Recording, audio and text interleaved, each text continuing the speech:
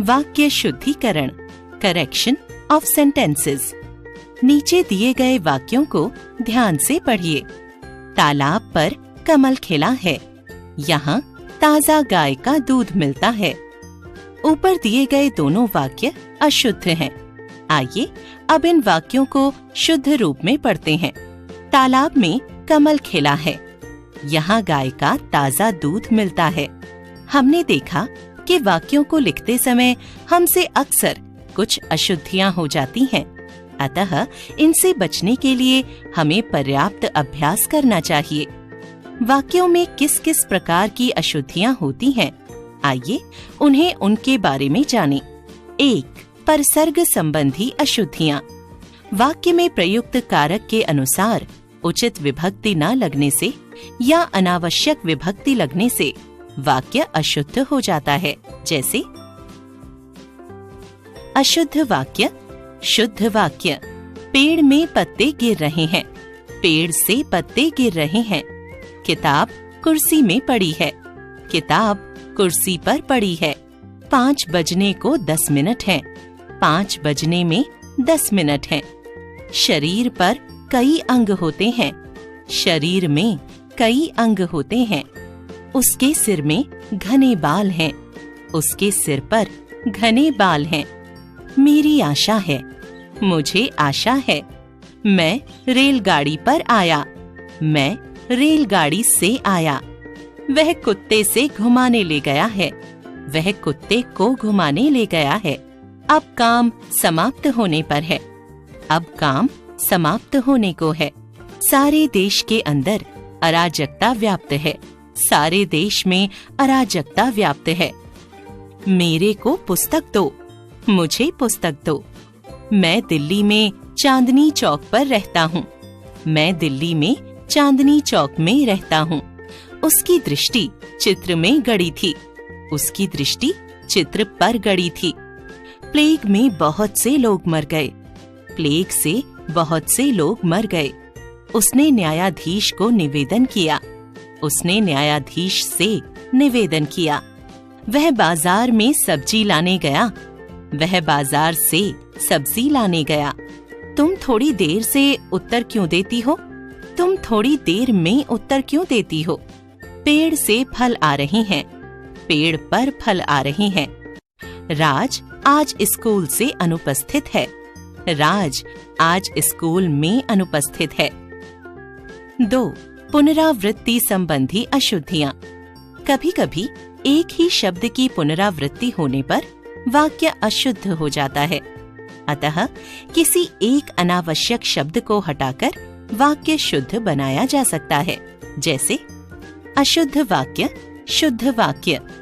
मैं प्रातःकाल के समय सैर पर जाता हूँ, मैं प्रातःकाल सैर पर जाता हूँ। मुझे केवल 10 रुपए मात्र मिले, मुझे केवल 10 रुपए मिले। यह कैसे संभव हो सकता है, यह कैसे संभव है। हम लोग यहाँ सकुशलता पूर्वक हैं, हम लोग यहाँ कुशलता पूर्वक हैं। किसी और दूसरे से परामर्श लीजिए, किसी और से परामर्श लीजिए। कक्षा में कोई लगभग 65 विद्यार्थी आए थे, कक्षा में लगभग 65 विद्यार्थी आए थे। कृपया आज का अवकाश देने की कृपा करें, आज का अवकाश देने की कृपा करें। सारे देश भर में यह बात फैल गई, सारे देश में यह बात फैल गई।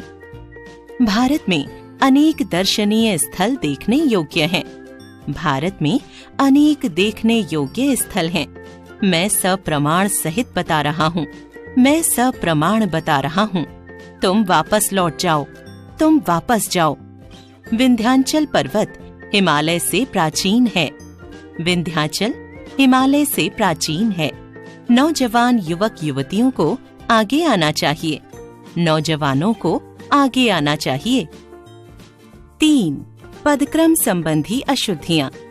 हिंदी में वाक्य का उच्चारण करते समय कभी-कभी ऐसी अशुद्धियां हो जाती हैं जिनमें वाक्य के पदों का क्रम बदल जाता है और अर्थ का अनर्थ हो जाता है। यहाँ हम पदक्रम संबंधी कुछ अशुद्ध वाक्य एवं उनके शुद्ध रूप दिए गए हैं। इन्हें पढ़िए व समझिए। अशुद्ध वाक्य, शुद्ध वाक्य। बीमार को ताजा गाय का दूध पिलाइए। बीमार को गाय का ताजा दूध पिलाइए। आप किताब क्या पढ़ेंगे? क्या आप किताब पढ़ेंगे? कितना विभत्स, उफ, दृश्य है यह। उफ, यह कितना विभत्स दृश्य है। पत्र ये किसने लिखे हैं? ये पत्र किसने लिखे हैं? मुझे एक गीतों की पुस्तक चाहिए।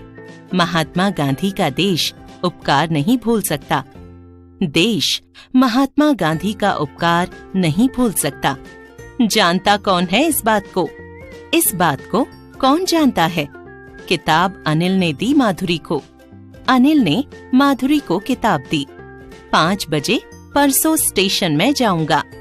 मैं परसों 5 बजे स्टेशन जाऊंगा। घर वह आदमी जाता है। वह आदमी घर जाता है। बेटा वह राम का है। वह राम का बेटा है। बकरी को काटकर घास खिलाओ। घास काटकर बकरी को खिलाओ। दौड़ता बच्चा है। बच्चा दौड़ता है। जाओगे ना तुम भी? तुम भी जाओगे ना? मैं गरम भैंस का दूध पीना चाहता हूँ। मैं भैंस का गरम दूध पीना चाहता हूँ। उपन्यास यह किसने लिखा है? यह उपन्यास किसने लिखा है? यह भी जाने। हिंदी में सामान्य वाक्यों में पहले कर्ता, फिर कर्म तथा अंत में क्रिया होती है।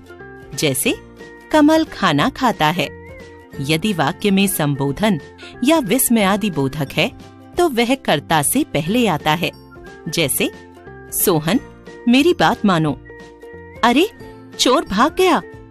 कर्ता, कर्म तथा क्रिया के विस्तारक क्रमशः इनसे पहले ही आते हैं। जैसे भूखा कुत्ता गेहूं की रोटी जल्दी जल्दी खा गया। 4. श्रुति सम भिन्नार्थक शब्द संबंधी अशुद्धियां। अशुद्ध वाक्य, शुद्ध वाक्य। मेरे पास कुल 2 घड़ी हैं। मेरे पास कुल 2 घड़ी हैं। मुझे मेले में घूमना अच्छा लगता है। मुझे मेले में घूमना अच्छा लगता है। रेशमा बात बहुत करती है। रेशमा बात बहुत करती है। पानी में हंस तैर रहा है।